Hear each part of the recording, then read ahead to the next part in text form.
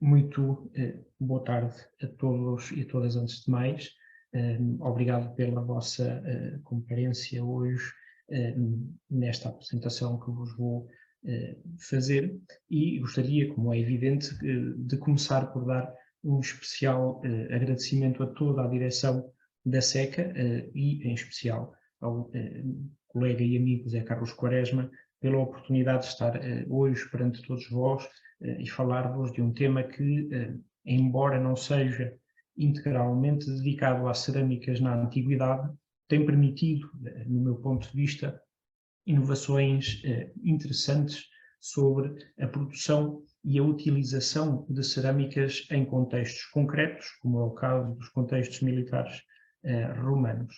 Foi, aliás, com base nos mais recentes estudos sobre estes contextos e as cerâmicas de sítios de índole militar ou militarizados, realizados sobre esta região que dá o título a esta apresentação, que surgiu justamente esta questão. No entanto, embora muitos dos resultados de que falarei sejam produto do meu projeto de pós-doutoramento, que finalizou, como comentávamos há pouco, este mesmo ano, não posso deixar de dizer que grande parte do trabalho foi também desenvolvido por uma vasta equipa à qual muitos dos resultados se devem, sobretudo no que respeita aos estudos desenvolvidos sobre Cáceres El Hierro. Ainda que não mencione o nome de todos, e por isso peço já desculpa, não posso deixar, no entanto, de mencionar o incontornável nome de Ángel Morillo, que desde o início apoiou e incentivou este projeto, tendo sido uma presença constante e companheira.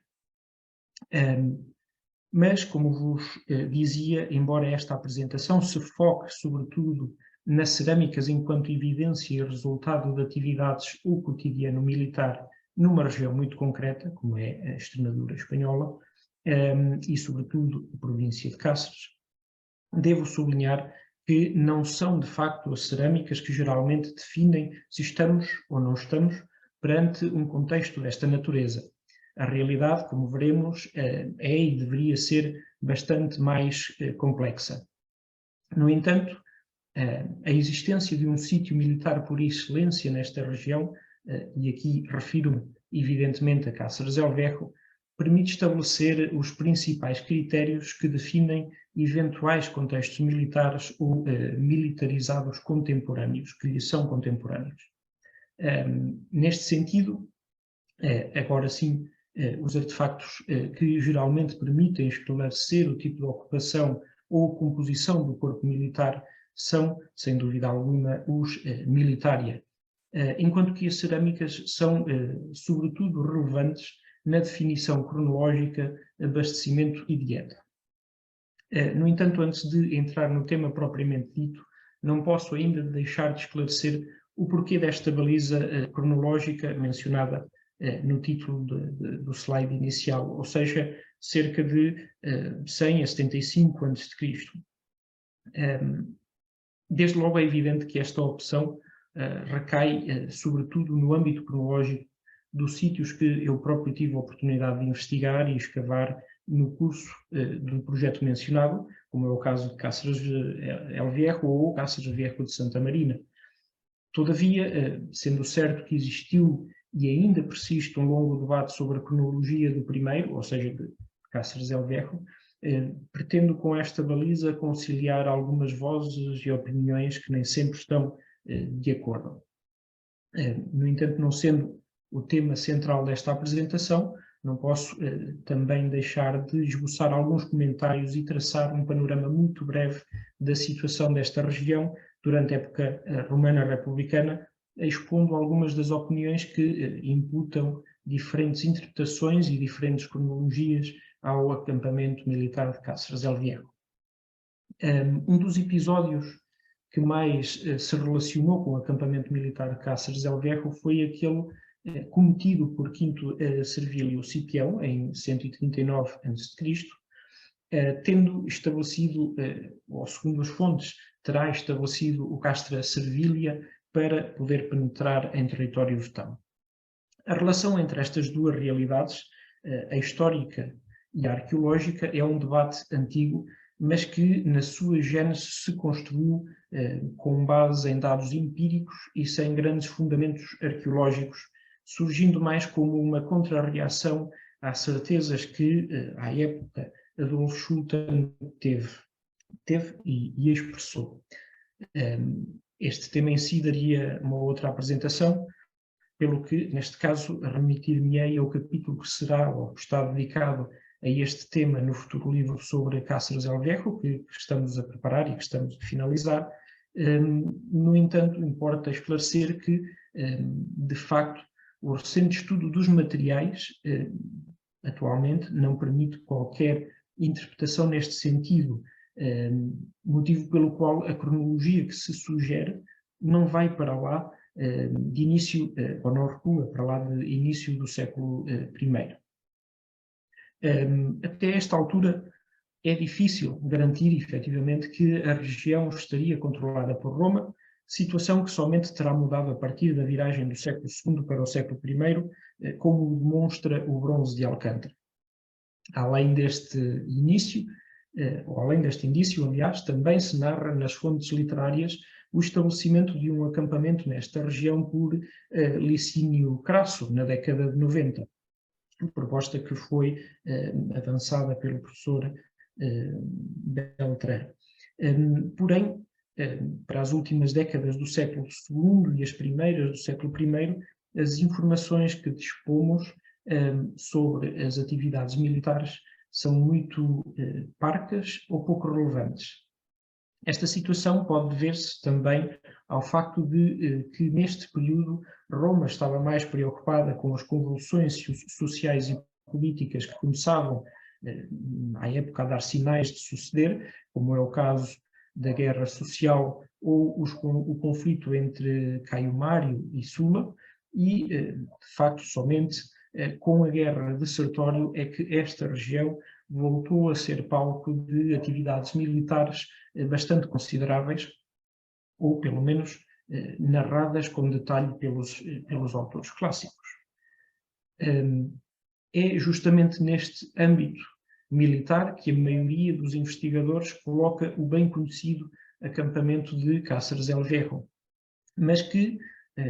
ainda assim, deve ter-se em conta uma baliza cronológica um pouco mais ampla do que aquela que foi efetivamente considerada por Adolf Schulten. Mas, como vos dizia, a proposta de que este recinto militar possa recuar no tempo e integrar as atividades militares operadas na região no âmbito da campanha de Quinto Servilio Cipião não me parece de todo ter qualquer fundamento científico à data. Estamos, portanto, a tratar um momento de grande complexidade militar e cultural. Não se trata de conflitos que opõem indígenas a romanos, mas sim de um processo dualista exercido por duas facções políticas e militares romanas que se enfrentam e que em cada uma delas terá existido um processo de aculturação muito próprio. Este é um momento no qual não é fácil interpretar os dados arqueológicos, pois nem sempre são coerentes sequer com os dados históricos que nos foram transmitidos pelas fontes. Ainda que este conflito seja entre romanos, a presença de militares nativos deverá ter sido recorrente em ambos exércitos, situação que se reflete numa fusão bastante heterogénea da própria cultura material, mas também das táticas de guerra e até da própria disciplina militar. Neste sentido, é plausível que esta presença de evidências nativas se tenha feito sentir mais nas fileiras do exército de Sertório, como é compreensível, do que propriamente no exército senatorial. Aliás, são várias as referências que lhe atribuem uma maior composição de militares hispânicos e que, por inferioridade numérica, recorria com frequência à tática de guerrilha. É neste âmbito que o estudo dos artefactos se assume como o principal método de diferenciação entre os vários sítios de índole militar, procurando definir qual o âmbito em que estes foram utilizados e também com que finalidade. Todavia, para isso é necessário que os sítios sejam amplamente investigados e que os conjuntos materiais sejam estudados na íntegra. Somente uma análise completa, na minha opinião, uma opinião que creio que é generalizada, somente uma análise completa e interdisciplinar permitirá obter conclusões satisfatórias e bem fundamentadas. Isso foi justamente o que tentámos fazer para Cáceres El Viejo e que, embora por várias situações a publicação definitiva tenha sido refém de atrasos, esperamos concretizar muito em breve. A bacia do Médio Tejo, em geral, e a zona da Extremadura espanhola em concreto, corresponde de facto a uma área onde as atividades militares romanas foram abundantes, e Cáceres El Viejo não é seguramente, nem pode ser seguramente, o único caso na região. Embora este sítio corresponda à evidência militar por excelência, pois a sua simples tipologia é prova disso, na região existem outros assentamentos que transparecem ocupações militarizadas. Neste sentido, como veremos, é incontornável aqui a referência conjunta de 3 importantes sítios, ou seja, Cáceres El Viejo, Villas Viejas de Altamura e Cabeça de Bahamonde. No caso de Cáceres El Viejo, além da arquitetura e da presença de uma considerada quantidade militária, também as cerâmicas concordam com o tipo de ocupação que aí se terá efetivado. Porém, deve ter-se também em conta que o registro arqueológico neste sítio é bastante parcial e limitador. Se por um lado até nós chegou somente uma pequena parte dos produtos que formavam parte dos lotes de abastecimento ao acampamento, não podemos também esquecer que a grande maioria dos artefactos aí recolhidos carecem de estratigrafias e de contextos bem definidos, mesmo tendo em conta que a quase totalidade dos materiais se insere num momento cronológico muito concreto, como vos comentava. Gostaria ainda e sobretudo de reforçar a questão das redes de abastecimento, uma necessidade que era evidente e obrigatória para qualquer assentamento ou destacamento militar e cujos percursos ou influências deixam vestígios nos produtos que, em última análise, foram consumidos, fornecendo pistas sobre a origem e as linhas de comércio militar. Mas, deixando de parte o debate sobre a realidade das distintas redes de abastecimento a acampamentos de campanha ou de caráter mais permanente, como será o caso de Cáceres El Viejo, importa mencionar que este abastecimento estava exposto a uma considerada variedade de perigos e interrupções, motivo pelo qual, com frequência, muitos produtos eram fabricados localmente, próximo dos acampamentos ou em aglomerados aliados vizinhos. Esta situação é particularmente frequente em acampamentos desta natureza, como é o caso de Cáceres El Viejo, ou seja, mais permanentes ou de retaguarda, nos quais as linhas de abastecimento são mais estáveis e mais seguras, mas cuja permanência também permite a construção e fixação de infraestruturas destinadas às diversas atividades produtivas militares. Por estes e outros motivos, Cáceres El Viejo é e sempre foi um sítio notável para o estudo dos recintos militares do primeiro quartel do século I a.C., mas é igualmente relevante para a definição de conjuntos cerâmicos bem definidos para esta fase do processo de conquista romana. Sabemos agora que, efetivamente, o panorama da cultura material que nos foi transmitido através dos estudos de Adolf Schulten, de Rudolf Paulsen e também de Gunther Hubert era demasiado simples e, à luz dos recentes avanços, as cerâmicas permitem leituras bastante mais completas da dieta militar, da economia, das redes de abastecimento, das produções militares e até das próprias relações com os aglomerados civis da região. As ânforas, por exemplo, demonstram que o acampamento, ou que ao acampamento chegaram, de facto, produtos binários, oleícolas e aliêuticos, como em qualquer outro sítio civil, mas desconhecíamos ao certo em que percentagens. Como é evidente, o vinho foi o produto mais consumido, delatando uma maior diversidade de origens, enquanto o azeite e os preparados piscícolas se equilibram em percentagens mais reduzidas, inferiores. Como é frequente no caso de sítios militares romanos, por essência, o estudo dos contentores anfóricos evidenciou uma ausência quase completa de contentores de formas punicizantes, situação que patenteia uma preferência esmagadora pelos produtos itálicos ou de agentes itálicos.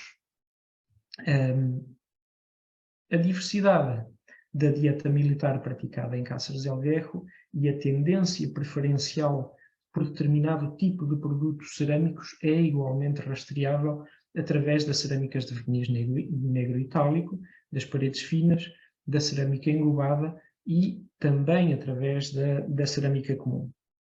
No entanto, são as imitações em cada uma destas categorias que mais nos falam da preferência e da influência dos ocupantes deste recinto militar.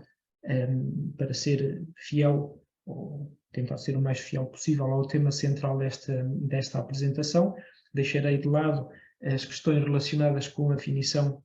das dietas, ainda que se deva ter em conta que nem todas as cerâmicas estavam destinadas apenas ao uso nos contubérnios, utilizando-se também, muitas delas, em contextos oficiais, quer sejam públicos, quer sejam em privado. Mas, tal como as ânforas, também a cerâmica de verniz negro itálico, a cerâmica comum com a mesma origem e a cerâmica comum importada da província da Ulterior transparecem uma relação com áreas concretas e sincrónicas, sintoma das mais prováveis rotas meridionais utilizadas para o abastecimento estatal deste recinto militar, deste acampamento. No entanto, nem todos os produtos foram importados, conhecendo-se uma considerável percentagem de cerâmicas fabricadas localmente, e estas, na minha perspectiva, assumem uma extrema importância. Este fenómeno das imitações é transversal à maioria das categorias conhecidas e é algo que destaca bastante no conjunto de Cáceres del Viejo, em elevadas percentagens, mas sobretudo emulando de forma muito fidedigna os protótipos originais itálicos e, em menor medida, algumas formas da ulterior. Das várias categorias cerâmicas, são as das produções locais que imitam as de verniz negro itálico e da cerâmica comum que alcançam maior visibilidade, rondando, apenas para terem uma ideia, rondando cerca de 45% as imitações de verniz negro itálico e 77% as da cerâmica comum. Ainda que, no caso da cerâmica comum, devamos ter em conta que nem todos os recipientes fabricados localmente imitam, como é normal, as formas itálicas. As imitações de verniz negro itálico, contudo, imitam fidedignamente os perfis e as dimensões das formas latinas. Situação que deixa intuir que no acampamento, ou muito próximo dele, terá elaborado uma oficina cujos artesãos conheciam muito bem os repertórios dos recipientes que se produziam à época na costa do terreno.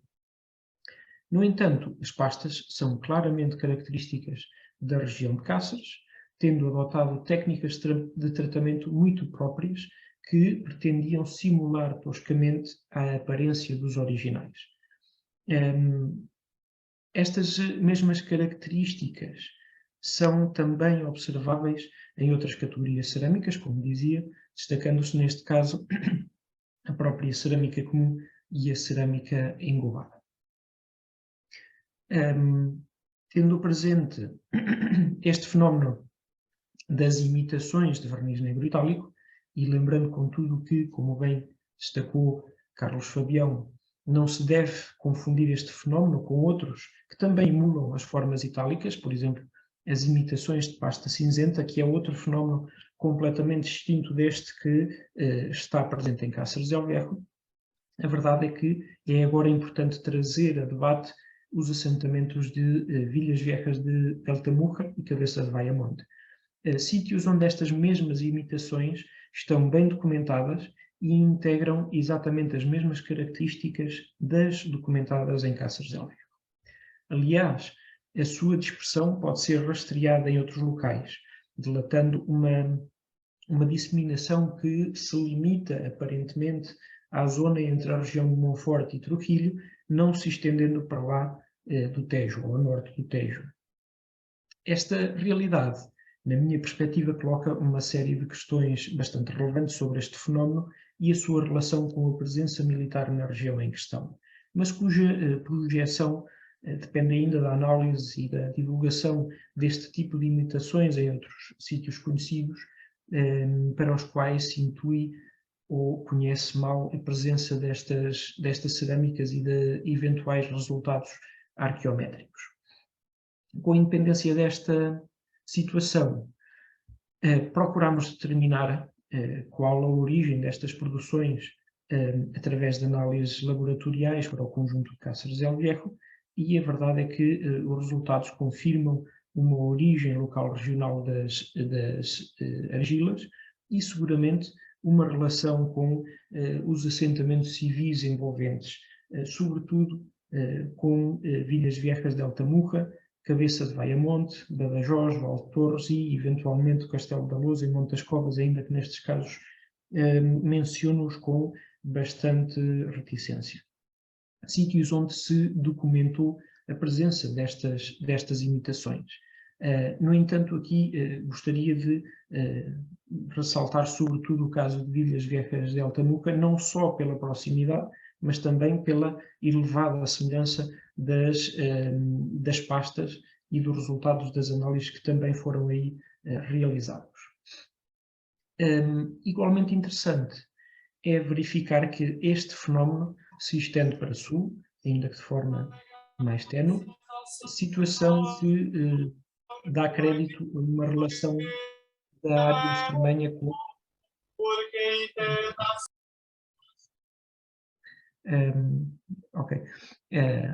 dá crédito, portanto, como dizia, uma relação, uma eventual relação da área extremanha com a área cordobesa, como aliás, e isto deve ser dito também,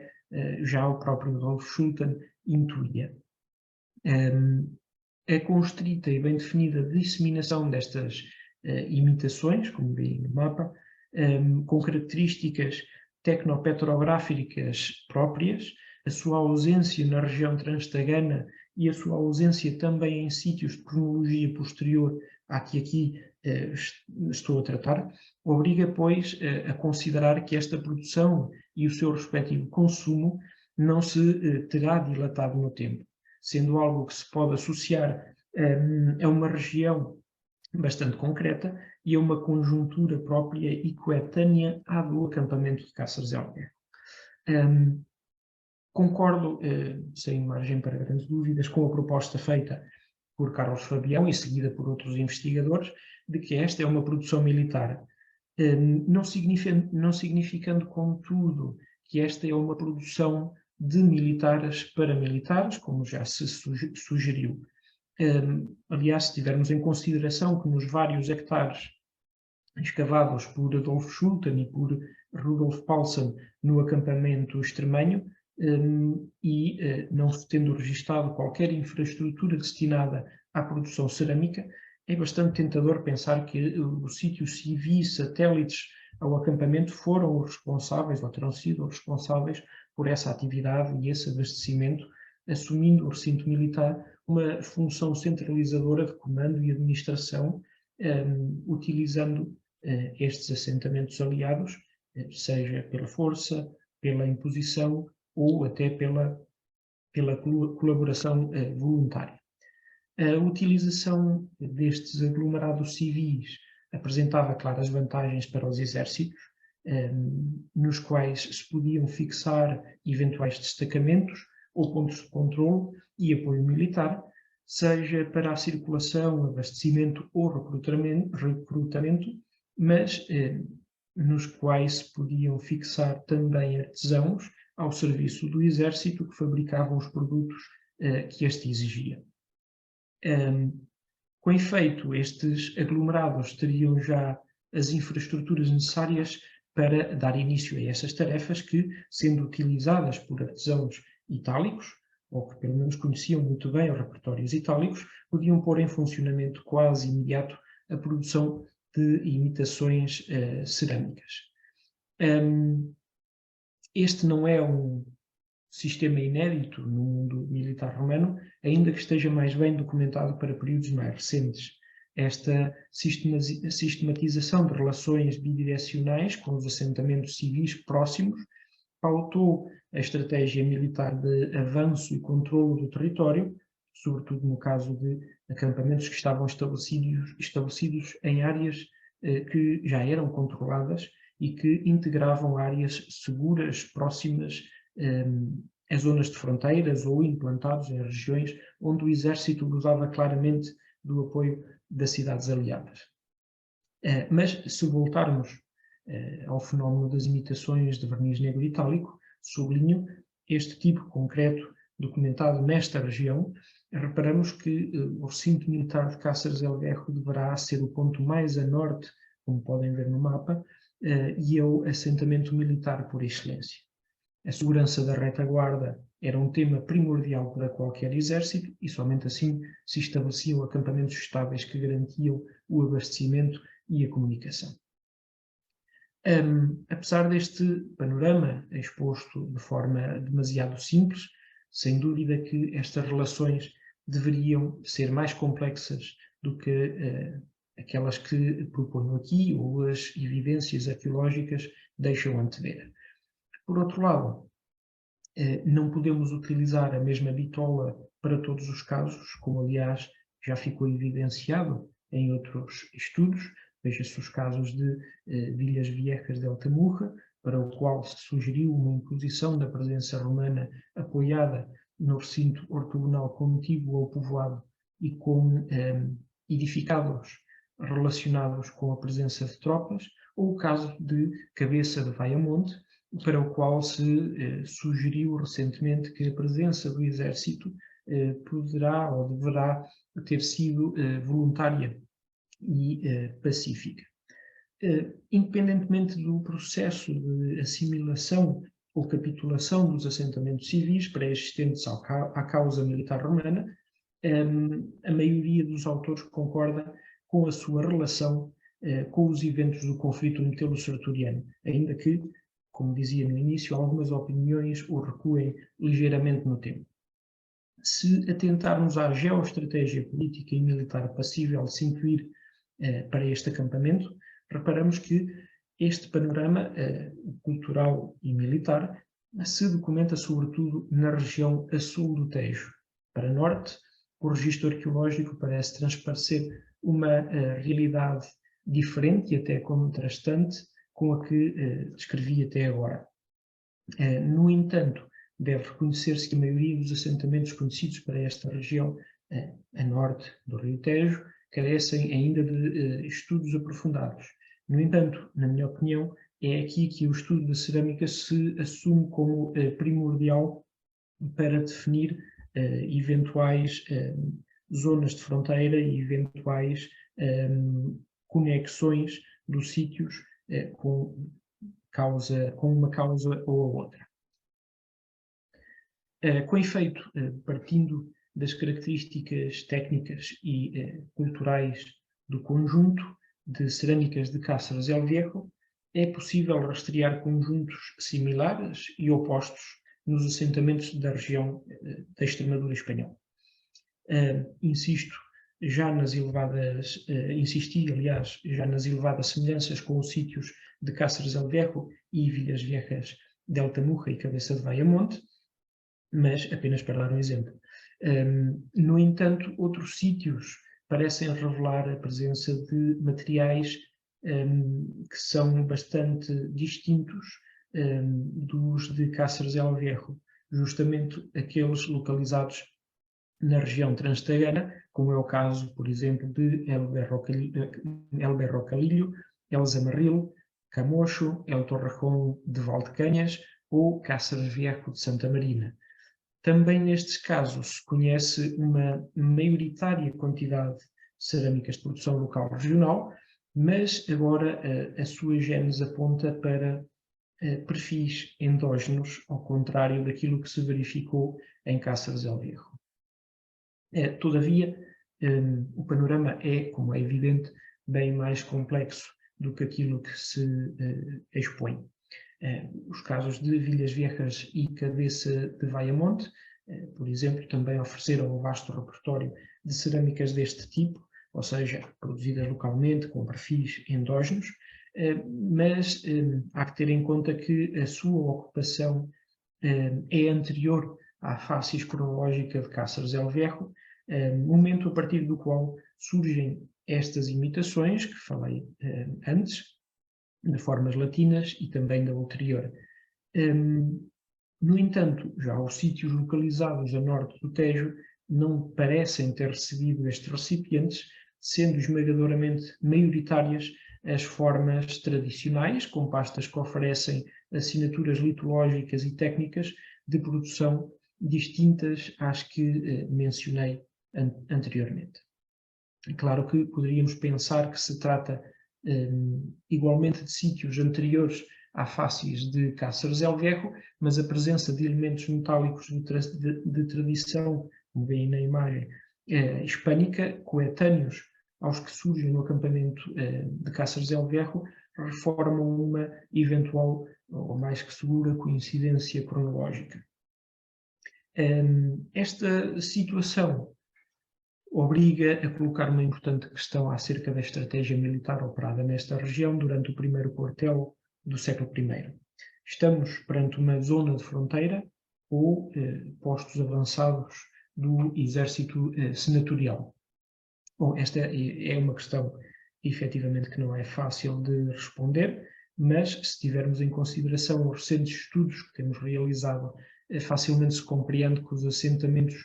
a sul e a norte do Tejo registram uma influência distinta das origens das importações, mas sobretudo dos próprios recipientes que foram produzidos na região.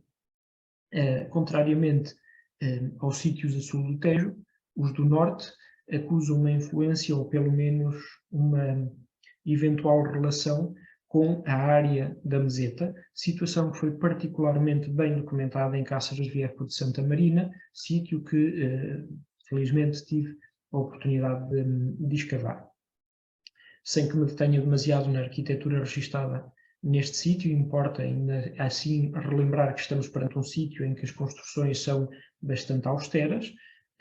com espaços bem definidos, implantados no topo da vertente sul e de um grande relevo.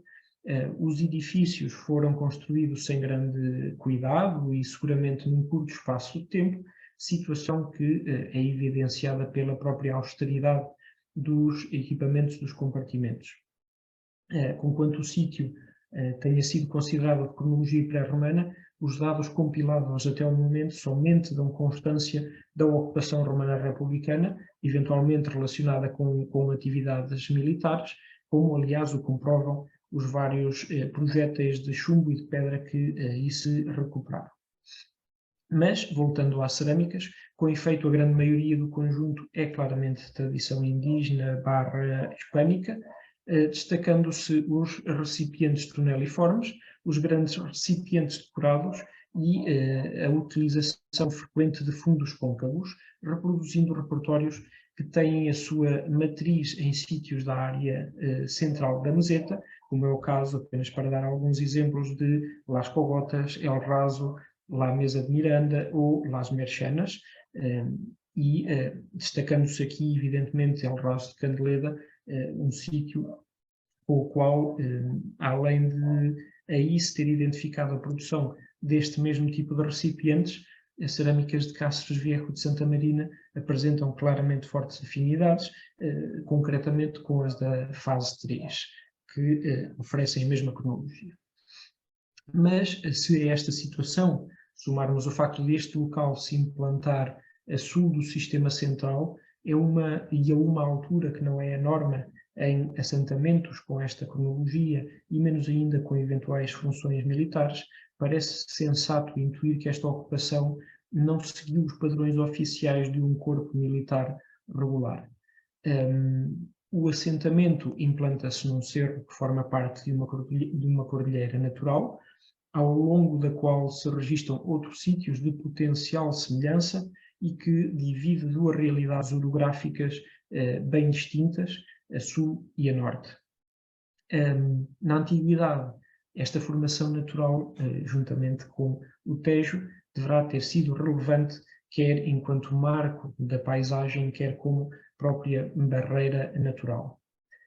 Talvez por este motivo, a cultura material seja distinta de um lado e do outro deste relevo natural, revelando assinaturas litológicas distintas, mas sobretudo morfologias e técnicas de fabrico utilizadas que são bem diferentes.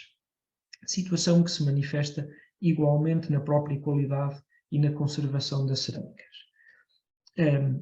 Evidentemente que é uma proposta, mas se este quadro hipotético for verdadeiro, levanta várias questões extremamente interessantes, no meu ponto de vista, sendo a mais relevante a hipótese de estarmos perante uma eventual zona de fronteira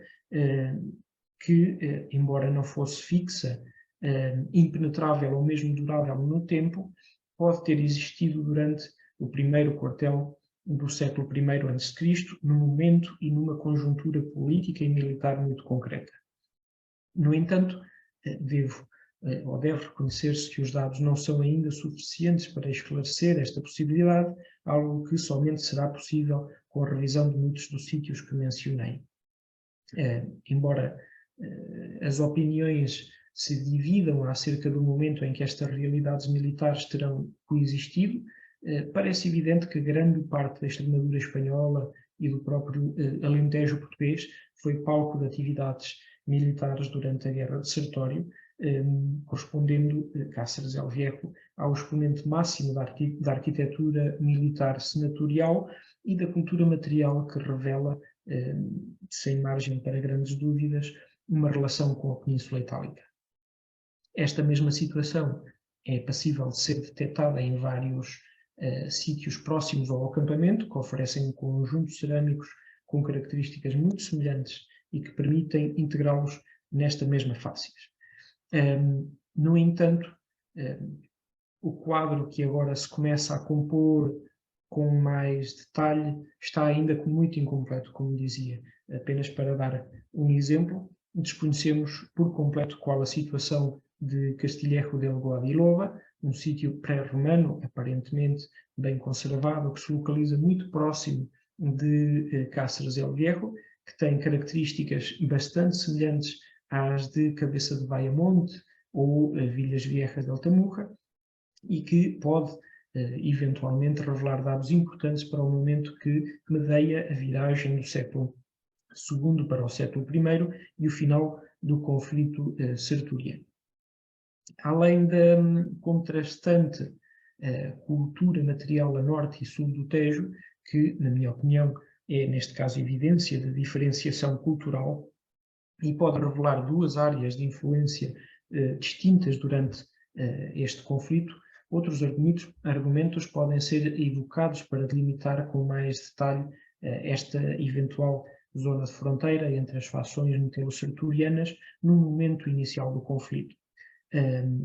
Pode ser evidência desta situação, eventualmente, o facto de Cáceres Viejo de Santa Marina parecer estar escoltado por uma série de outros sítios em altura e implantados ao longo da mesma cordilheira e que oferecem a mesma arquitetura e os mesmos vestígios, mas que faz falta ainda um projeto ou trabalhos de escavação em muitos deles, possam reforçar ou desmentir esta possibilidade. Sublinho, contudo, que os vestígios da presença ou atividade militar romana nesta região durante o primeiro quartel do século I a.C., além de oferecerem realidades bastante complexas e por vezes até dualistas, é bastante desigual de sítio para sítio. algo que pode ser resultado das próprias dinâmicas da investigação. Ainda assim, creio que estes resultados podem abrir novas linhas de investigação e perspectivas renovadas acerca do processo de conquista da Espanha num momento muito concreto, tendo sempre como base os recentes avanços dos estudos da cerâmica e aquilo que elas nos transmitem. Deve ter-se igualmente em conta que nem sempre as atividades militares romanas eram praticadas em contexto de guerra e que a própria estratégia de domínio e controlo do território foi uma realidade frequente. Por outro lado, e para concluir, apesar de me parecer verosímil que esta região foi uma zona de fronteira, num momento muito concreto, como eu dizia, devo reconhecer que as zonas de conflito eram móveis, situação que, juntamente com o desconhecimento que temos para muitos dos assentamentos conhecidos e outros que seguramente desconhecemos ainda, complica a definição destas realidades geográfico-militares para um período que se caracteriza sobretudo pela idiosincrasia e pela diversidade cultural, como aliás creio que as cerâmicas deixam intuir. Com isto termino, agradeço a vossa atenção e a vossa disponibilidade.